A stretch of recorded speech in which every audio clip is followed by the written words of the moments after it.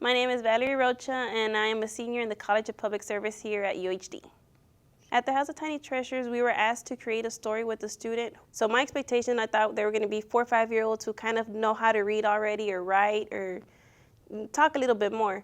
But when we actually got there, that was not the case. I was thinking that like all the kids were going to talk to you, throw a little drawing with you. But when it came to my student, I wasn't able to get any of that at first.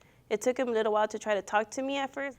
So when we first met our student, the first 2 days that we went, we had to get to know them to see what their interests were, what they like to have fun with, and what they liked. So after that, our task was to create a story with them to see that could help them to better their readings, or to try to learn the alphabet a little bit more, or get a book that interests them, that way they have the attention to it. So we had to create this book in English and in Spanish for those who were bilingual in that classroom. And the student that I had who had a special needs, who's autistic, so I had to create a story around him so that he is able to understand it and read it, even with those special needs that he has. So when we started House of Tiny Treasure, when I met my student, I was kind of scared to try to create a story with him. He really wasn't speaking that much. So I emailed Dr. Bhattacharjee and asked her, like, should I quit, or like I really want to become a helper instead of a volunteer, because I feel like it was going to be too much of a challenge. Like I was not prepared to do this.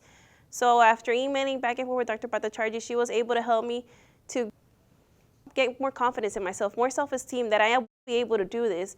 So she really was a cheerleader from the beginning with everybody. Like, you can do this. You're going to love creating the story with your student, and try to get drawings from your students to try to incorporate that into your story so it could be more of a cooperative story instead of just being your story alone. No student is alike, so you have to truly accommodate yourself so you can see how they are with you.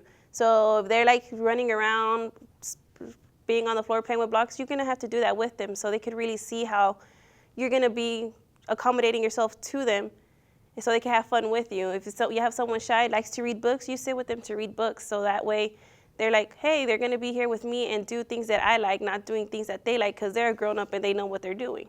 I believe the reward and satisfaction I got being at the House of Tiny Treasure is it prepared me for when I'm actually in a classroom and I have a kid in there, a student that has that exact same special needs or has his own kind of disability. So I am prepared to know what I'm able to do and what I'm not to do, so I won't be hurting them, or their feelings won't get hurt, but they'll still feel like the same in the classroom, like they're not feel left out or anything like that.